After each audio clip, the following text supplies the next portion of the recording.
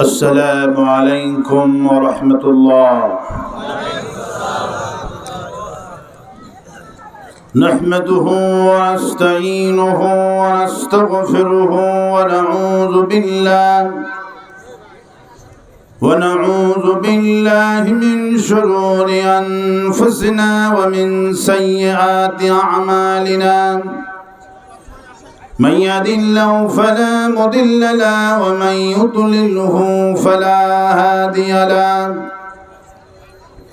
ونشهد أن لا إله إلا الله وحده لا شريك له.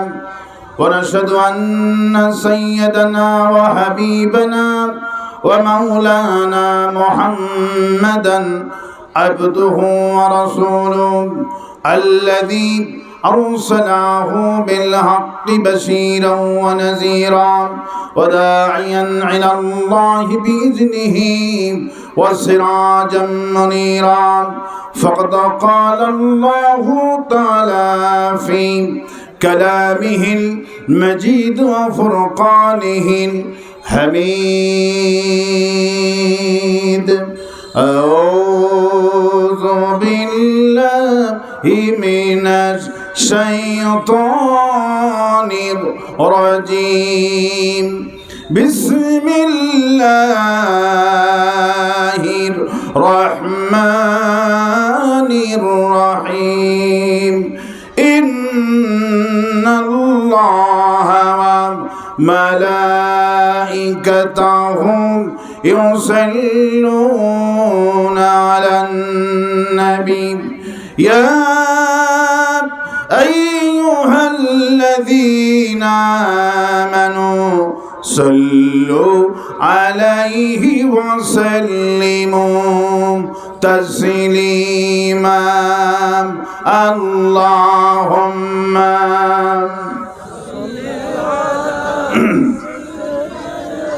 প্রাণ খুলে হাবিবের সামনে পড়েন আল্লাহুম্মা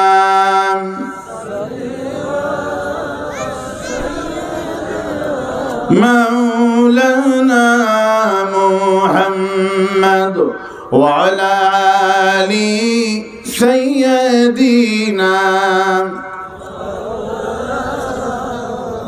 বালাগাল উলা بكماله كشف الدجى بجماله حسنت جميع خصاله صلوا عليه.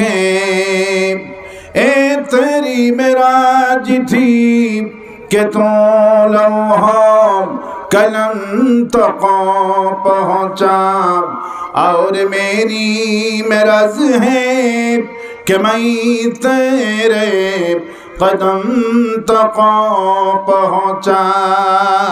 बलगल उला बिकमालिही हसनत जमीअ खसालिही सल्लु अलैहि. सूरत यूसुफ बेदारी हिकमत लुक़मान इमाम कारिए कुरान बारे आए दिले शदे मानिमा. बलगल उला बिकमालिही कशफ दुजा बिजमालिही हसनत जमीअ खसालिही सल्लु अलैहि. अल्लाहुम्मा आमीन. रब्बना ज़लमना अनफुसना व इल्लम तग़फिर लना व तरहमना लनकूनन्न मिनल खासिरिन. আয় আল্লাহ তাআলা এই জাহানাবাদ সরকারি প্রাথমিক বিদ্যালয় মাঠ থেকে তাফসীর বাগান থেকে দরুদ সালাম পড়ে তোমার দরবারে ভিক্ষুকের মতো হাত তুলেছি। দরুদ সালাম টুকুন সোনার মদিনায় নবী পাকের রওজা মোবারকে পৌঁছায় দাও। এখানে এদের আমিন আমিন বলছে, এদের মধ্য থেকে আব্বা জানজারা হারালো, আম্মা জানজারা হারালো। আল্লাহ আব্বা আম্মার কবরগুলি বেহস্তর বাগান বানায়া দাও।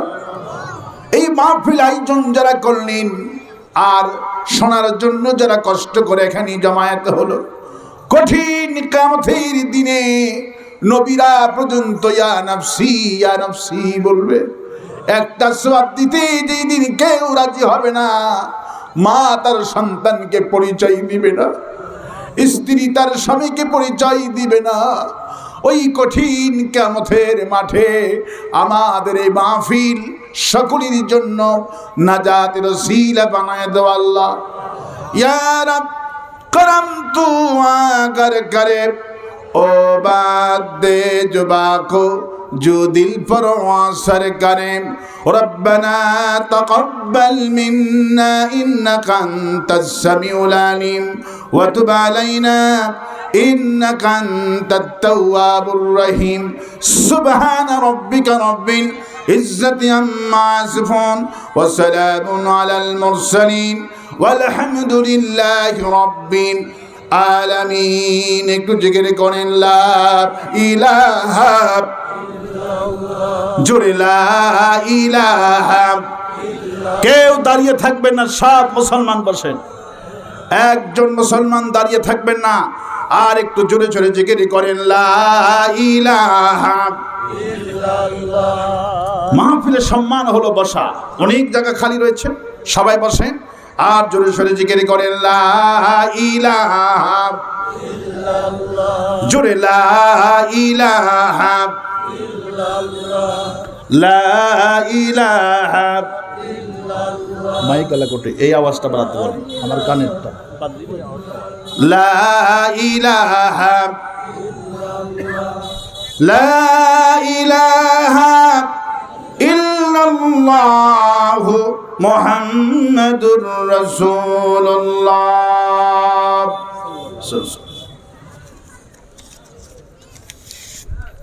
আমরা মহান আল্লাহ রব্বুল ইজ্জাতুল জালালের দরবারে লাখো কোটি শুকর আদায় করছি, যিনি দয়া করে মেহেরবানি করে কোরআনে কারীম শোনার তৌফিক এনায়েত করেছেন। সেই মনিবের দরবারে প্রাণ ভরে শুকর আদায় করছি, সকলে পড়ছি আলহামদুলিল্লাহ। সবাই পড়ছি রব্বানা লাকাল হামদ হামদান কাসীরান তাইয়্যিবান মুবারাকান ফীহি ইয়া রাব্বি লাকাল হামদু কামা ইয়ানবাগি লিজালালি ওয়াজহিকা ওয়া আযীমি সুলতানিকা। আল্লাহুম্মা আতি নাফসি তাকওয়াহা আনতা ওয়ালিউহা ওয়া মাওলাহা ওয়া খায়রা মান যাক্কাহা। লাখো কোটি দরুদ সালাম মানবতার মহান শিক্ষক সৈয়দুল মুরসালিন রাহমাতুল লিল আলামিন বিশ্ব নবী বিশ্ব নেতা জনাবে মুহাম্মদ রাসূলুল্লাহ সাল্লাল্লাহু আলাইহি সাল্লাম।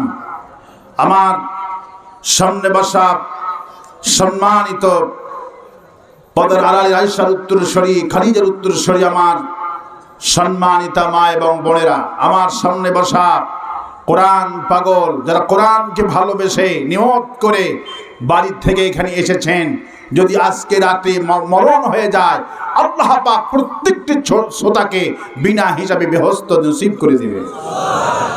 সেই সৌভাগ্যশীল হয়ে যারা আজকে বসেছেন, আপনাদেরকে ফেরেশতা সালাম দিচ্ছে, আল্লাহ পাক আরশে আজিম থেকে সালাম দিচ্ছে। আমরা ধারাবাহিকভাবে বিশ্বনবীর সুন্নত মোতাবেক আমি আপনাদেরকে সালাম দিচ্ছি।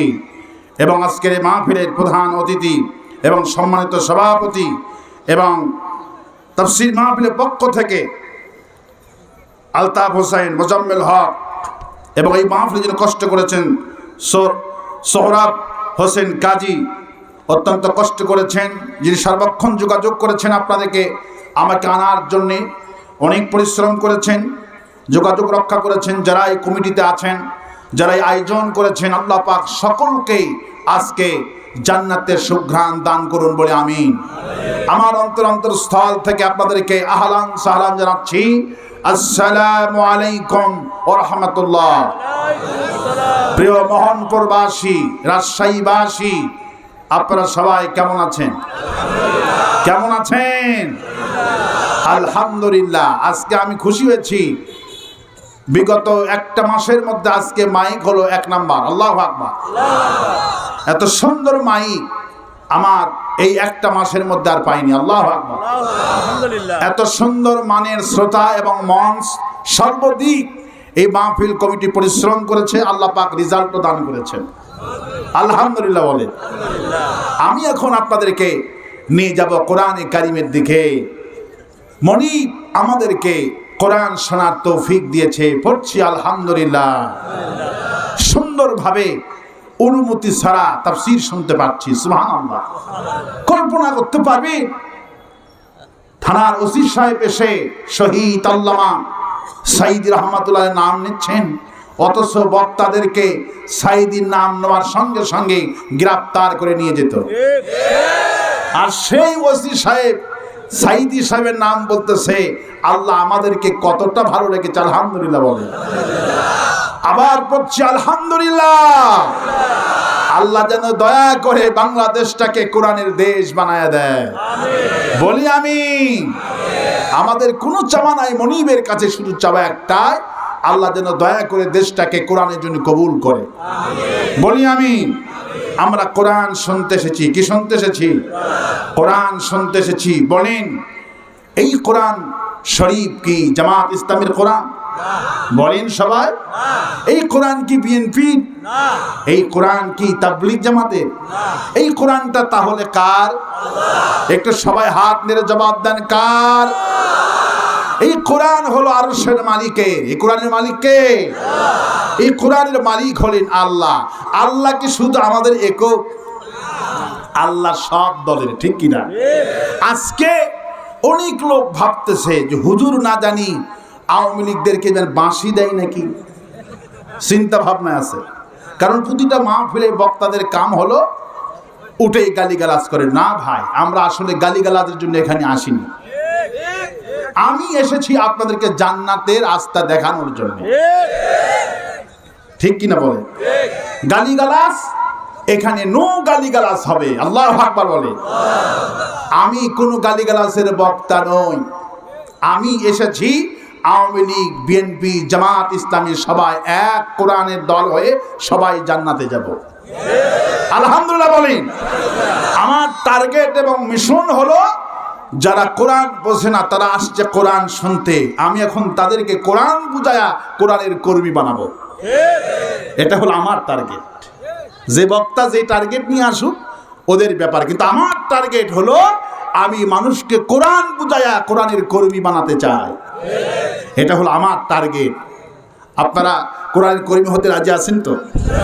আছেন তো? কোনো গালিগালাজ হবে না। আমার প্রিয় ভাইয়েরা, মাইকালা কই, একটু রিবাব দাও তো আব্বু। রিবাব আছে? রিবাব? রিবাব নাই? আচ্ছা ঠিক আছে। কোরআনে কারীম হলেন সব দলের। কোরআনটা কোন দলের বলেন তো? সব দলের। আল্লাহ কি শুধু এক দলের না সব দলের? নবী কি শুধু এক দলের না সব দলের? কি সুন্দর কথা। এই জন্য বিশ্বকবি, কবি সম্রাট আল্লামা ইকবাল বলছেন, হরমে পাক ভি আল্লাহ ভি কোরআন ভি এক, হরমে পাক ভি अल्लाह भी कुरान भी एक कुछ बुरी बातें जो थे जो मुसलमान भी एक। हे मुसलमान, তোমরা সকলেই তো বলো আল্লাহ আমাদের একটা, কোরআন আমাদের একটা, নবী আমাদের একটা। আল্লাহ যদি এক হয়, কোরআন যদি এক হয়, নবী যদি এক হয়, তাহলে বলো আমাদের দলও হবে একটা। দল কয়টা হবে? সেই দলের নাম কি? সেই দলের নাম কি? ইসলাম। আল্লাহ পাক বলছেন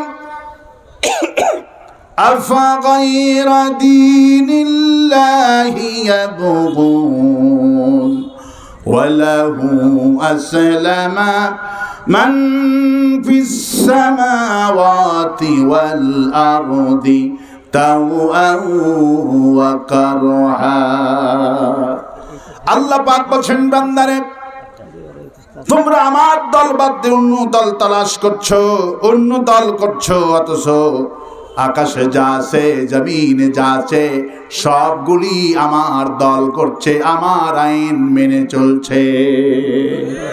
সবগুলি কার আইন মানছে বলেন? আগুনগুলি কার আইন মানে? আকাশগুলি কার আইন মানে? আল্লাহ পাক আগেই জাহান্নামে দিবেন। আল্লাহ পাক বুঝাচ্ছেন বান্দা তোমরা আমার আইন মানো না, আমার দল করো না, অথচ আগুনগুলি আমার আইন মানে। ইব্রাহিম আলাইহিস সালামকে যখন অগ্নিকুণ্ডে নমরুদ বেটা ফেলে দিল, যখন অগ্নিকুণ্ডের মধ্যে হাত পা বেড়ে যখন ফেলে দেওয়া হলো, ইব্রাহিমের মনের আনন্দ, ইব্রাহিমকে আগুনে পুড়া আমি ক্ষমতায় থাকবো সারা জীবন। যখন অগ্নিকুণ্ডের মধ্যে নিক্ষেপ করে দিলেন, আল্লাহ পাক আগুনের প্রতি নোটিশ করলেন, কুন্না ইয়া নারু কুনি বারদাও ওয়া সালামান আলা ইব্রাহিম। হে ইব্রাহিম, তুমি কোনো ভয় পেও না, আমি আগুনকে নোটিশ করছি। ওয়া সালামান আলা ইব্রাহিম, আগুন আমার ইব্রাহিমের জন্য আরামদায়ক ঠান্ডা হয়ে যায়। শুধু ঠান্ডার কথা বলেননি, যদি ঠান্ডা কথা বলতো ডিপ ফ্রিজে মতো ঠান্ডা হইলে তো জমে যেত, ঠিক কিনা, মরে যেত। কিন্তু সেই কথা আল্লাহ বলছেন সালামান, শান্তি আরামদায়ক ঠান্ডা হয়ে যা, ফুলের বাগান হয়ে গেল। নমরুদ বেটা যখন এইটা দেখতে পেল, তখন তিনি আগুনকে নিক্ষেপ করে আক্ষেপ করে বলল, আগুন তোর হলোটা কি? গোটা জাতি মেরে তোর পূজা করলাম, তোর শক্তিটা কমে গেল নাকি? আগুনের ভেতর থেকে জবাব আসলো, নমরুদ আমার কোনো শক্তি কমে নাই, যদি পরীক্ষা করতে চাস বিল্ডিং থেকে আমার মধ্যে আয়, তোর গোষ্ঠী মন্ত্রী সুদ্ধা সবাইকে পুড়ে দিব, ইব্রাহিমের এক গাছা পশম পোড়াইতে পারবো না। কারণ আমি হুকুম মানিকার, আমি আইন মানিকার। আমার রব আমাকে বলছে পোড়াবি না, তোর মতো নমরুদের কথা আমি শুনবো না। বিশ্বকবি কবি সম্রাট আল্লামা ইকবাল বললেন, আজ ভি হোক জু ইব্রাহিম কা ইমাম পয়দা, আজ ভি হোক জু ইব্রাহিম কা ইমাম পয়দা, कर सकती है एक अंदाज़े गुलिस्ता পয়দা। ইব্রাহিমের ঈমান যদি থাকে কারো মধ্যে, অটল মজবুত যদি থাকে ইব্রাহিমের ঈমানের মতো, ইব্রাহিমের মতো ফুলের বাগান অগ্নিকুণ্ডকে আমি আল্লাহ বানাইতে পারি। আগুন আইন মানছে কার? কার আইন মানছে? আল্লাহ পাক বুঝাচ্ছেন, দেখো রাত দিন দিকে লক্ষ্য করো, রাত দিন তোমাদের মধ্যে প্রতিদিন দিন অতিবাহিত হচ্ছে, প্রতিটা দিন চাঁদ দেখছো, সূর্য দেখছো, এগুলি তো কোনদিন গন্ডগোল করলো না। লাশামসু ইয়ানবাগি লাহা আন তুদরিকাল কমারা ওয়ালাল লাইলু সাবিকুন নাহার ওয়া কুল্লুন ফি ফালাকি ইয়াসবাহুন। তাকাও চাঁদের দিকে, তাকাও সূর্যের দিকে, তাকাও। সূর্যের জায়গায় কি কখনো চাঁদ এসেছে নাকি? রাতের বেলায় কি কখনো দিন হয়েছে নাকি? দিনের বেলায় কি রাত হয়েছে নাকি? আল্লাহ বলে চাঁদের জায়গায় সূর্য যাবে না, সূর্যের জায়গায় চাঁদও যাবে না, রাতের জায়গায় দিন হবে না, দিনের জায়গায় কখনো রাত হবে না। রাত আর দিন, চাঁদ আর সূর্য সব আইন মানে কার? কার আইন মানে? আল্লাহ পাক বলছেন আরো দেখো, সাগরে যাও। সাগরে গেছেন কেউ? আমি সাগরে গেছি, আল্লাহু আকবার বলে। আমি পৃথিবীর ভারত সাগরে গেলাম, সৌদি আরবে হজ করতে গিয়ে সেখানে গেলাম, ভারতে মাহফিল করতে গিয়ে ভারত সাগরে সেখানে গেলাম, বাংলাদেশে তো সাগরে যত পাশ আছে সব পাশে আমি গেছি, আল্লাহু আকবার বলে। আমার ভক্তরা আমাকে নিয়ে গেলেন সুন্দরবন দেখাতে। সুন্দরবন দেখতে যাচ্ছি নৌকায় চড়ে। তখন মাহফিল কমিটি আমাকে বলল, হুজুর এই পাশ হলো মিষ্টি পানি, ওই পাশ হলো লবণাক্ত পানি। সুবহানাল্লাহ বলে। আমি নৌকার উপরে ছিলাম, মাথাটা নত হয়ে গেল। আল্লাহ পাক রহমানে বলছেন, মাওয়াজাল বাহরাইনি ইয়ালতাকিয়ান বাইনাহুমা বারজাখুল লা ইয়াবগিয়ান। সাগরের দিকে তাকাও, একই নদীর মধ্যে কোনো পার্টিশন নাই, কোনো ব্রিগেড নাই, কোনো পার্টিশন দেওয়া লাগলো না। লবণাক্ত পানির কোনো ক্ষমতা নাই মিষ্টি পানির মধ্যে ঢুকি, মিষ্টি পানির কোনো ক্ষমতা নাই লবণাক্ত পানির মধ্যে ঢুকি। যার যার পানি আমার আইন মেনে চলছে। বান্দারে তোমরা আমার আইন কেন মানো না? আকাশ আমার আইন মেনে চলে, সূর্য আমার আইন মেনে চলে, রাত আর দিন আমার আইন মানে।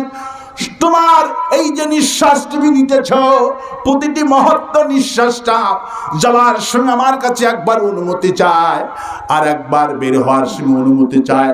আমি যেদিন অনুমতি দিব না সেই দিন তুই মরা লাশ হয়ে যাবি। বান্দারে তোর জিহ্বাটা আমার আইন মেনে চলে। জিহ্বায় যখন লবণ দেবেন, জিহ্বা কোনোদিন বলবে না মিষ্টি লাগতেছে, জিহ্বা মুনাফিকি করবে না, জিহ্বা কখনো বাটপারি করবে না। আল্লাহ পাক জিহ্বাকে যে হুকুম দিয়েছেন জিহ্বা সেটি বলবে। ফজলি আম দিলে কোনোদিন রূপালি আম বলবে না, রূপালি আম দিলে কখনো ন্যাংরা আম বলবে না, লেবু মুখে দিলে কোনোদিন খেজুরের ঘ্রাণ দিবে না। ঘ্রাণও আলাদা আর মিষ্টির স্বাদও আলাদা আল্লাহ আপনাকে দান করে দিল। এই জিহ্বা কখনো মুনাফিকি করবে না। জিহ্বা আইন মানছে কার? জিহ্বা কার কথা শুনে? আপনার এই যে নাক, এই নাকটা কার আইন মানে?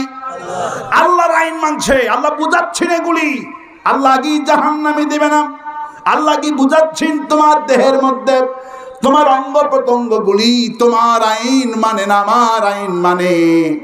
মন্ত্রী সাহেব বাথরুমে গেল, যাওয়ার পর যদি বলে আমি এই দেশের একখান মন্ত্রী, আমার জন্য গোটা দেশের মানুষ ভয় পায়, খবরদার না। যতক্ষণ বাথরুমে থাকবো গন্ধ লাগতে পারবি না। নাক বলে তোর আইন মানি না, ঠিক কিনা বলে? বাথরুমের গন্ধ মন্ত্রী হোক আর যাই হোক লাগে না, লাগে না। নাকটা কার আইন মানে? আল্লাহ পাকের আইন মানে। সুতরাং সেই আল্লাহ পাক বুঝাচ্ছেন, বান্দা সবাই আমার দল করছে, আমার দলের মধ্যে শান্তিগণ। সুবহানাল্লাহ। কার দল করলে শান্তি? আল্লাহর আইন মানলে শান্তি, ইসলামটা মানলেই শান্তি। কিন্তু ইসলাম যারা চায় এদেরকে মেরে, এদেরকে শহীদ করে কোনোদিন শান্তি পাওয়া যায় না। ইসলাম যারা চায়, কোরআনের শাসন যারা চায়, এদেরকে হত্যা করে শহীদ করে মামলা দিয়ে শান্তি পাওয়া যায় না। বিগত দিনে 16টা বছর ধরে তাই করা হয়েছে, ঠিক কিনা বলে? মিথ্যা মামলা লাগানো দেওয়া হয়েছিল, ফাঁসি দেওয়া হয়েছিল।